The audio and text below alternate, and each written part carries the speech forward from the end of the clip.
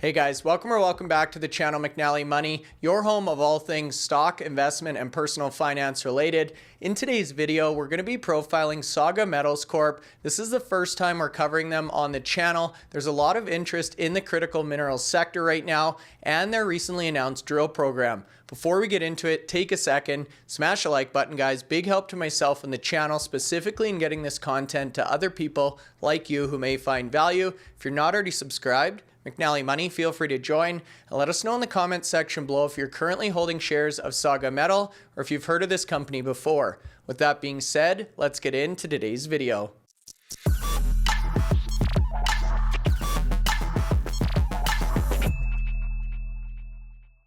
Okay guys, so that's right. Today's video, we're going to be profiling Saga Metals Corp. Before we get into it, we did want to thank today's video sponsor, Capitalize on It, for sponsoring today's podcast on behalf of Saga Metals. Now, as you can see, this trades on the TSX Venture here in Canada under the ticker Saga or SAGA, and on the OTCQB in the United States under the ticker SAGMF. Now, I'm recording this video just after close on Monday, October 27th. You can see down about 6% on the session. However, if we zoom out to a 1-month duration, you can see up a respectable 54%, and at a 6-month view, 120% return. Now, there's obviously a lot of excitement about the critical minerals sector or space, and that's what we want to talk about in today's presentation, along with a more detailed dive into what Saga Metals Corp is all about. Now, to kick off today's video, and because this is the first time we're covering Saga Metals Corp on the podcast, I wanted to go to the corporate website, sagametals.com, give you guys an under-the-hood look at what this company is all about, and really paint the picture around the era we're living in, defined by geopolitical rivalry, escalating trade wars, tariffs. Nations around the world are really scrambling to get reliable access to critical minerals, and we've seen this flare up just in recent discussion and geopolitical tensions between China and the United States. Now, China is continuing to put out more aggressive tariffs and enforcement measures on Australian iron ore to the United States, and Beijing's tightening export controls are really causing a struggle in terms of the supply of rare earth minerals and materials around the world. Donald Trump is obviously trying to strengthen the US-Canada collaboration on critical minerals. We've seen him taking equity stakes in Canadian mining companies to actually reduce America's reliance on China for these essential minerals. And as we've talked about extensively on the channel, these materials are required and essential for future power, energy, defense, and manufacturing sectors, all of which are critical for the United States. And that's a perfect segue to Saga itself, which again is focused on critical minerals for North America. Now, if we scroll down to the About Us section, you can see Saga Metals is dedicated to critical mineral exploration in 2 top-tier mining jurisdictions, both of which are located in North America. And between these 2 jurisdictions, the company currently has 4 100% owned mineral properties in Canada. And worth noting that Canada has a list of 34 minerals, with the US having a list of 50 minerals currently considered to be critical. And that's why there's so much excitement about Saga Metals Corp mobilizing this major drill program in Labrador, which again we're going to look at in a second, targeting titanium, vanadium, and iron ore, which are 3 essential minerals for the clean energy future here in North America. Now, if we actually jump over to the Saga Metals Corp investor presentation, again, some great information about the company, with a nice little portfolio overview being our first stop. So again, 4 100% owned properties being the Legacy Lithium Project, Northwind Iron Project, Double Mer Uranium Project, and the Radar Titanium Vanadium Project located on the East Coast. Now, the company itself also has some great connections in the industry. Rio Tinto optioned Saga's 34,000 hectare Legacy Lithium project in James Bay, Quebec. Daru Geological Consulting has a great relationship after Saga acquired 31,000 hectares of their lithium project from Jody Daru, creating a strategic relationship with the Daru Geological Group. There's comparable surface geology to Paladin Energy and Atha Energy large tonnage uranium projects located also in Labrador, Canada, with comparable surface geology to Strategic Resources and Cerrado Gold titanium vanadium projects in the Grenville Geological Province in Canada. And we've talked about the importance of proximity, specifically in the mining and exploration space. Now this slide talks about each one of these assets in more detail, and we can quickly touch on some of the high level numbers. Again, I would encourage you guys to go in and download this presentation for yourself. There's a lot of great detail in the deck provided by the company. First and foremost is the Radar Titanium project in Labrador, Canada. This is a large mineralized layer located 10 kilometers south of the coastal town of Cartwright, Labrador.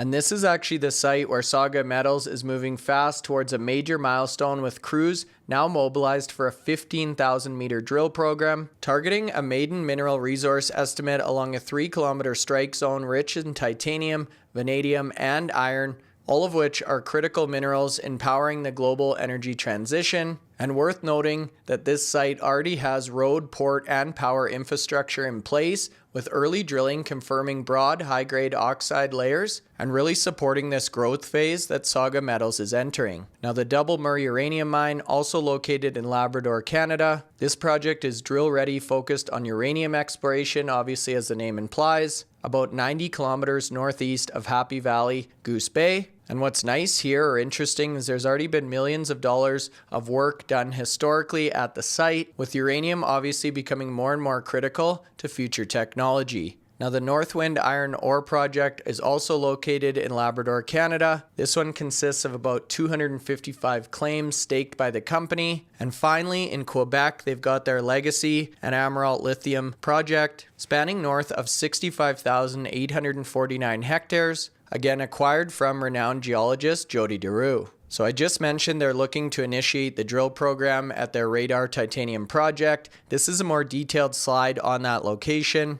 Again, 100% owned, spanning north of 24,000 hectares. Drill assays highlighting massive magnetite within up to 45.4% iron, 9.4% titanium dioxide, and 0.66% vanadium oxide. Now, I already mentioned the supporting infrastructure is already in place, including a deep water port and nearby hydroelectric power, with a tremendous amount of community support for the project, as you can see expressed by the Mayor of Cartwright, Robin Holwell. So they then go on to talk about some of the different composite grades at the Radar Titanium project itself. Saga has already confirmed a large mineralized layer mafic intrusion, with early indications suggesting it is underformed and contains its original primary magmatic textures from over 1 billion years ago. The Dykes River intrusion, which hosts the entirety of the Radar Titanium Vanadium project, has been historically mapped over an area of 160 square kilometers, which is similar in size to Greenland's Skarsgård intrusion. So you can see why the company and investors are so excited about this drill program, which represents only about a 40th of the total approximate 20-kilometer prospective aerial oxide layering zone. Now you can see drill samples also confirmed massive magnetite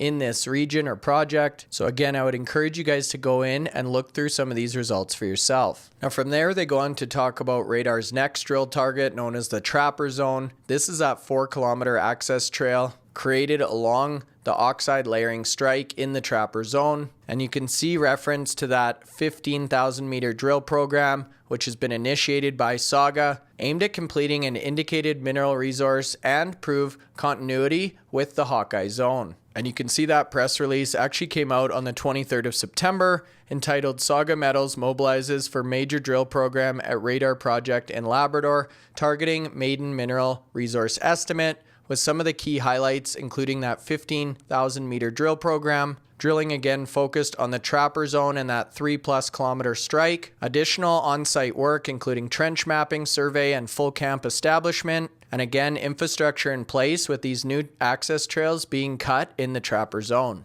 Now, if we look at some of the comparables in the region, you can see Rio Tinto, Strategic Resources, Cerrado Gold, and I really think this is why investors are taking notice of Saga, because the company controls an entire 160 square kilometer intrusive complex in a safe North American jurisdiction. And if you look at some of their peers and the valuations they're achieving amidst the world scrambling for a secure supply of titanium and vanadium for electric vehicles, batteries, and green steel, you can obviously see how Saga fits into that story. Now, the other press release I wanted to quickly bring to your attention came out on the 10th of October, entitled Saga Metals Announces Closing of Fully Subscribed Non-Brokered Private Placement and Provides Corporate Update. And here you can see the company recently closed this offering on September 30th for gross proceeds of $2.988 million Canadian, which again further supports the development story. Now the final piece I wanted to mention is this partnership with Rio Tinto, known around the world as one of the most successful global mining companies. And they actually have an option agreement with Rio Tinto Exploration Canada, who has the right to acquire 51% interest in the Saga Metals Legacy Lithium project, as you see here,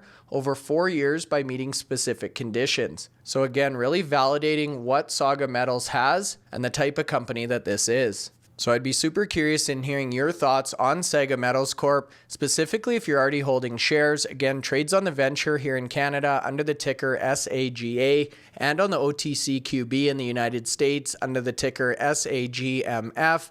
If you're still watching the video at this point, hopefully you found some value, so make sure you hit the like button, you guys. Big help in getting this content to other people like you who may find value. If you're not already subscribed to the channel, McNallie Money, feel free to join. We'd love to have you as part of the community. And with that being said, we'll see you back here tomorrow in our next video.